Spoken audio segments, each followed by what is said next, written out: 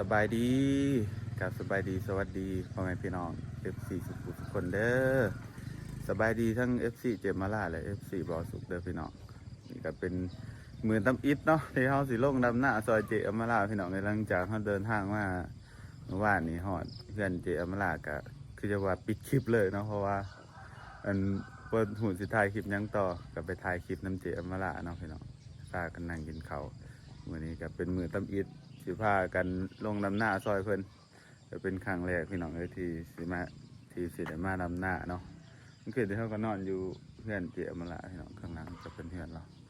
สิพาไปดำหน้าพี่น้องเจมาละเพิ่นว่าตั้งแต่ดำหน้ามาปีนี้ยังบ่ทันได้มีโมเมนต์แบบฝนตกจักเถื่อบ่าวสุกมามือเดียวเนาะพาพายุเข้าบ้านเขาเจ้าบ่นี่ มันคือที่ฝนตกแห้งเต๋อพี่น้องแต่ว่าน่าจะบ่มีน้ำปานใดถ้ามันตกมาใส่มือนี่กับตอนแรกนี่นะจะน้ำเต็มเลยเนาะ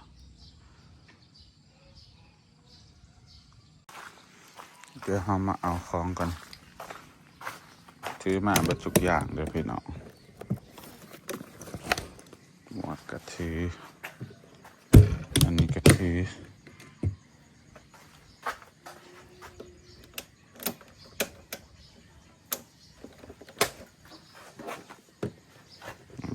ดำหน้าโดยเฉพาะ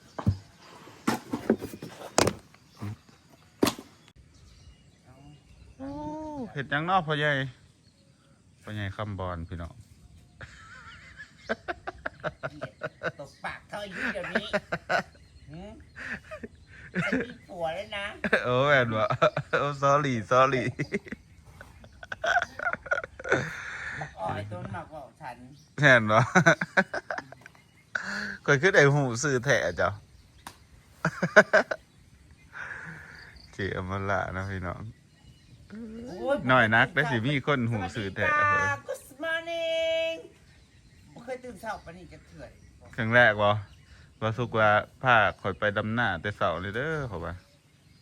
ก็ได้ว่าอันนี้แน่เพิ่นว่าเพิ่นว่าปกติเพิ่นตื่น9 โมงเช้าเพิ่นนะจะชวนขึ้นกันแล้วกันนะโอเคหน้าซ้ำมือเดียวนะเป็นยากอันดำหลายคนแห่งม่วนซ้ำเอาขาตั้งกล้องไปนับเนาะเจ๊เนาะได้น้องบรรยากาศตอนเช้าตอนนี้5 โมงกว่าเนาะรู้สึกว่าแจ้งไว้เนาะนั่นคำเฮ้ยขอบมักใส่มุ่นมัดขันศพมือนี่ขันดำหน้าขันเกี่ยวเขาแค่นี้มันเป็นจะกี่ไรพี่น้องมันเป็นแบบมันศพมือมันเปียกเลยนะแล้วมันดำมันจะกี่ไรมันเป็นแค่มือด่างมันยังกับแบบมันจะเป็นบรรยากาศที่บ้านเพื่อนพี่น้องเป็นตะม่วนแบบว่าเพื่อนมันอยู่ข้างหน้านะเพื่อนแล้วมันจะกวางควางน้ำกับบทความอีกคันคอยมีเพื่อนอยู่แน่นี่คือสีขักเป็นอย่างพี่น้องไผ่ก็คือสีมากเนาะเห็นไหมมีเพื่อน1 หลังมีหน้าอัน1 ท่งให้เฮ็ดเนาะพี่น้องชีวิตมันกับบต้องการยังแล้วนอกจากเงิน พี่น้องเอ้ยความสุขของคนหมานเฮาก็สิมีประมาณนี้เนาะมันมีเพื่อนมีหน้าให้เฮ็ดมีครอบครัวที่อบอุ่นมันก็เพอร์เฟกต์เลยเนาะพี่น้องเอ้ยอันนี้เที่ยงหน้าเพิ่นพี่น้องแต่คือเพิ่นเคยอยู่นี่นำได้อันนี้เพิ่นอันพร้อมเฮ็ดเทือนใหม่ก็ได้อยู่เพื่อนอันนี้เป็นเทือนของเจอมราเนาะกับบ่าวมีกับเจอมราเฮ็ดบ่เลยจังได๋ล่ะบ่าวโซกับเคยเบิ่งคลิปตะกี้พุ่นเนาะ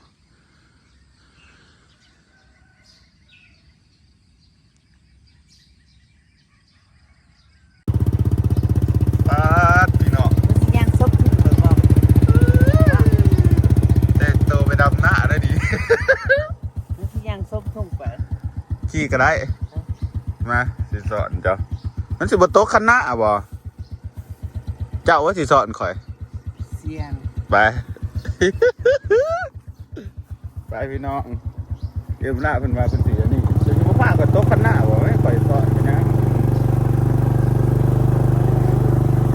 ดำหน้าก็ขี่รถจักรไปพี่น้องเอ้ยคือหน้ามันคือสิกว้างนะครับแก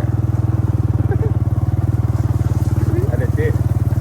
เอาดี นี่โดนคอยอยู่นี่เวลาเขาได้มุ่งทูไป ก็ว่าสิถือโดนมานำลืมคักเลย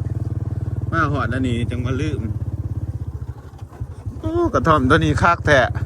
เอามาใส่ข้างบนเลยนี่คักอยู่แม่น่าจะเบิดวันนี้เจมาละอันนี้เขาบอกแป๊บลงมาอีกฮอดกุ้งขาม อันนี้ก็แบบกันเนี่ยตีพี่น้องพอดีที่เด็พี่น้องอันนี้แมนเบิดน่าเจมาละตั้งแต่นี้ที่แนมเฮ็ดนี่เด็พี่น้องพูนหอดพูเบิดแมนเบิดนี่ป้าดำบ่หอด7 มื้อจะมันคักอะไรเป็นว่าขันดำตะกี้ดำกับครอบครัวตัวเองเดือนหนึ่งเป็นว่าจังแล้วนี่เป็นหากับมันจังโอ้มันกับพ่อขี่รถมาอยู่หรอกพี่น้องเบิ่งไหมว่าย่างมีเช่าแง่ๆแล้วก็ฮอดตอนขึ้นนี่คนแล้วนอเมื่อยครับโอ้แล้วมันปล่อยน้ำหน้าอีวอยังซ้ำนี่นี่แม่นบ่อันนั้นหน้าเขาบ่นี่หน้าจับโอ้ยแป๊บเดียวพี่น้องเอ้ยหน้าซ้ำอองมือนี่หน้าเพิ่นนี่ตาให้เป็นตาหักพี่น้องเบิ่งไหมครูตะเปาะแต่แปะตอนแท้ลูกพระเจ้านะเขายังอยู่กลางทุ่งนี่ได้บ่มันคือเป็นไว้แต่เนาะเขาแต่มันติดไว้ขนาดเบิ่งแม่พี่น้องให้หน้าบ้านเพิ่นตะเปาะแต่แปะนะก็คือให้หน้าบ้านเนาะคือว่าแบบบ่ดุดให้หน้าใหญ่ๆโดดเจ๊เฮ็ดให้หน้าใหญ่ๆขนาดคือสีแพงนะมันหน้ากว้างเนาะบ่คือหน้าต้องข่อยมันหน้าเอาเจาะเพราะเห็ดอยู่นี่วะเริ่มแต่นี่วะอันนี้หน้าข้าเจ้าวะโอ้อันนี้หน้าข้าเจ้าพี่น้องเห็นหน้าเป็นตัวนี้พี่น้องอันเดียที่บอลอันนี้ใสๆนี่สุดก็จะเป็นเข่ากันเนาะกับทงหน้าพี่น้องเอ้ยสมสื่อเตะอมรากากีมือนี้เฮาก็สิเดี๋ยวมาดำซอยเพิ่นให้มันได้เวียกกันแล้วพี่น้องเอ้ยมาทั้งที่ก็ได้มันได้เวียกไรงานเนี่ยเป็นดำกับบุตรีว่าห่างกันไรเนาะซ้ำกันกับบ้านบ่สุดที่กันเดี๋ยวความที่ความห่างแต่ว่าอยู่บ้านบ่สุกหักสีห่างกว่านี้จักหน่อยเพราะว่าหน้าบ่สุกเป็นหน้าตีนบ้านข่อยมีหน้าตีนบ้านเด้อเจ๊หน้าแบบว่าอันฝุ่นทุกอย่างเขาหมู่บ้านลงแต่หน้าข่อยเบิดว้าพี่น้องเพิ่งแม่ตรงหน้าเพิ่นเขาขี่ลงมาตั้งแต่บ่อนนะเนาะอันนั้นแม่หน้าเพิ่นเบิดโขกมาแถวนี่เพิ่งแม่ความกว้างปานน่ะผู้บ่าวยังอันนี้เนาะผู้บ่าวบ่ตามจีบจนก้นอันนี้เบิดบ่แม่นบ่หน้ากว้างล้าเขาย่านผู้บ่าวเต็มอยู่เตะมาละนี่มันมีในสต็อกเป็น20คนบ่ อันนี้เพิ่นดำเนี่ยไม่เป็นตะมวนพี่น้องนะลำหน้าเนี่ยนี่มันมวนที่มันแหลวไว้ขันร้ายคนนะลงคนหนาจุ๊บแป๊บเดียวกับเบิดคักพี่น้องคักก็หน้าบาซุกอยู่ หน้าบาซุกนี่ให้ใหญ่เลยกะอันดำซ้ำสีเดียว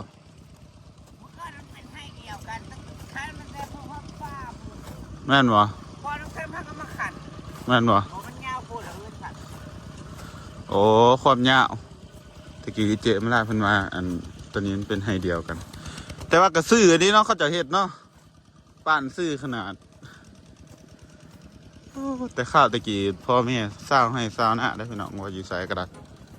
ทางป่าแต่สร้างเป็นให้เป็นหน้าโอ้แดนนับบ่นี่ ดำหน้าน้ำแดนนับบ่นี่คักขนาดด้วยอันนี้เป็นคนงานเพิ่นเลยพี่น้องเจ๊มาลาเพิ่นจ้างคนงานหา6 คนพุ่นละมาเห่าอีกแล้ว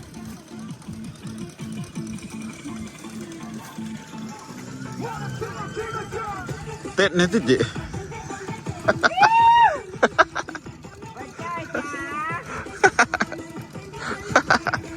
โอ้ยหน้านี่มันกับบ่เมื่อยแล้วดำหน้าเพิ่นที่ได้พี่น้องหน้าที่เพิ่นยั่งกันนะเจ้านี่แหละที่เราเห็นนี่แหละเนาะ1 2 3 4 6 ไข่น้อยๆก็อยู่ฝุ่นน้ำอยู่ดำเสาเดียวกันนะจะแล้วใส่ท่านจะแม่นบ่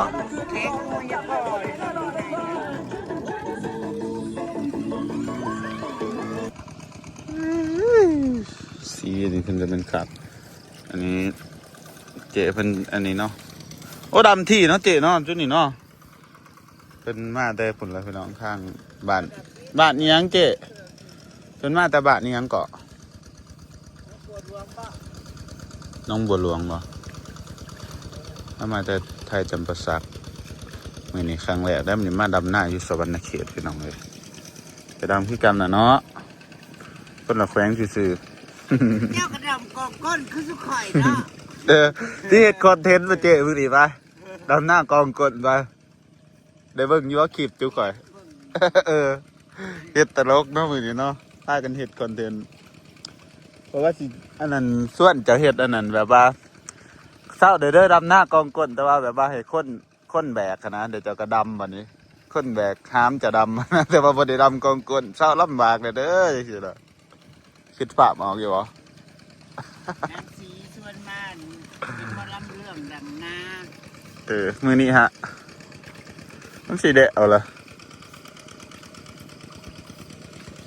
พี่น้องเดี๋ยวเราสิลงลำหน้าก่อนเลยบัดนี้ยืนฟอยลาย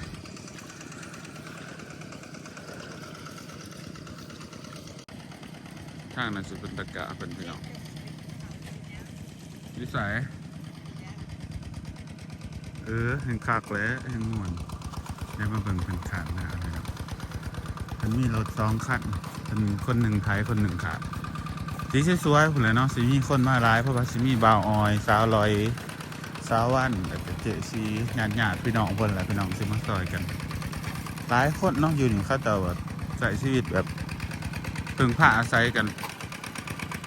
หลายคนซอยกันนะพี่น้องม่วนนะเนาะหลายคนซอยกันเฮ็ดเวียกหลายคนเนี่ยมีแต่คนนั่งเบิ่งก็แบบโอ้ยแต่มีปลากี่ขาดอยู่บ่เนาะนี่เป็นขาดหน้าเด้อพี่น้องไปเศร้าพุ่นหลายเพิ่นนี่เพิ่นนายบางออยมาเสริมเพิ่นว่าบางเทื่อนี่ก็ขาดบ่ทันเลยแล้วพี่น้องคนหลายนั่นเนาะตะม่วนพี่น้องครอบครัวเพิ่นมีหยังก็ซอยกันเบิดทุกอย่าง ลมอยู่บ้านเพิ่นอยู่บ้านหน้ามันเป็นหน้าตีนบ้านนะมันจะสิลมเลยอันบางคนหน้าโน่นแน่นี่แข็งคือกันนะบ้านบ่แต่เบิ่งส่งหน้าเพิ่นน่ะจะเป็นหน้าดินทรายเนาะน่าจะดำบ่แข็งหักป้าไปโดนนี่คือแบบแข็งขามขึ้นขาดขามขึ้นดินทรายคนดินนั่นจะดำหมดสังเกตว่าพี่น้องทางหลังนี่มันปลาเห็ดเพิ่นนั่นนี่เห็นเบิดเห็นในคลิปเพิ่นเนาะเพิ่นมาหาเห็ดปวกแถวนี่แหละเพิ่นย่างเขามาหาง่ายนี่บ้านมาซุกนี่คันสิไปหาเห็ดนี่ไปไกลบ้านมาซุกเป็นบ้านที่แบบว่าพ่อกระเทิน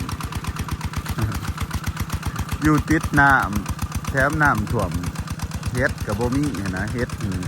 โดนๆจะได้กินเท่านึงเพราะว่าน้ำมันท่วมมันพี่น้องเห็ดมันกับโบไฟเจอดีได้น้ำบนท่วมเด้อพอได้กินเห็ดแน่ปลาก็พอได้กินอยู่บ้านมาทุกนะเสียอย่างเดียวแต่น้ำท่วม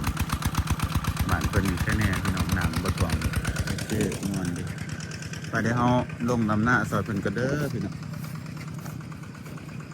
เดี๋ยวเจอกันใหม่คลิปหน้านะเดี๋ยวสิผ้าอันให้เจอมาล่าผ้าถ่ายคลิปเหมือน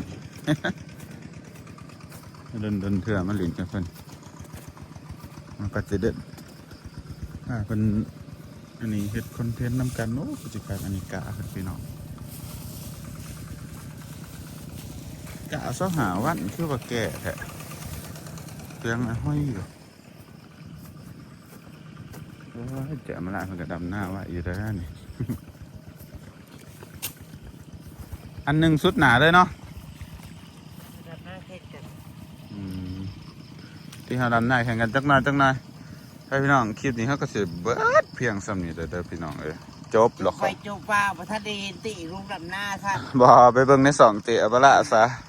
บ่ไปเจอับละถ่ายเพราะได้ว่าอันนี้ต้องเบิ่งดอกไฟดำหน้าฮะ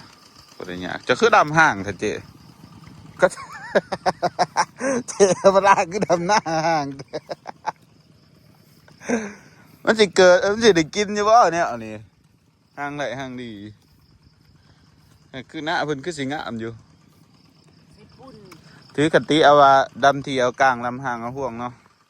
ดำห่างแล้วมันได้ห่วงเด้ดำทีมันได้แต่กก เหมือนกระเจ้าผู้เพิ่นอันนี้มากให้เขาดำทีแถวจะคล้องคือดำห่างบ่ ขนาดมีเขา แม่นซะบ่แป๊บเดียวกับท่านหมู่ลอกแนวนี่มันมัดเดียวเกือบสุดหนาตินะบ่ ไปพี่น้องไอ้เฮาดำหน้าซอยเพิ่นกันเด้ออย่าใส่บามบ่าวสุกเมาแต่ฝอย FC เจ็บละสิมาหายก่อนเด้อแต่ฝอยเบิ่งเขาดำหน้าอยู่ บ๊ายบายเด้อทุกคนถ้าอยากเห็นดำหน้าก็ไปเบิ่งในช่องได้ก็เบิ่งเด้อ ไปเห็ดหน้าเมาอย่ามาล่าจ้า เห็นหน้าเก่งว่าติ มันมีหน้าให้เห็น โอ้โหไปพี่น้องบ๊ายบาย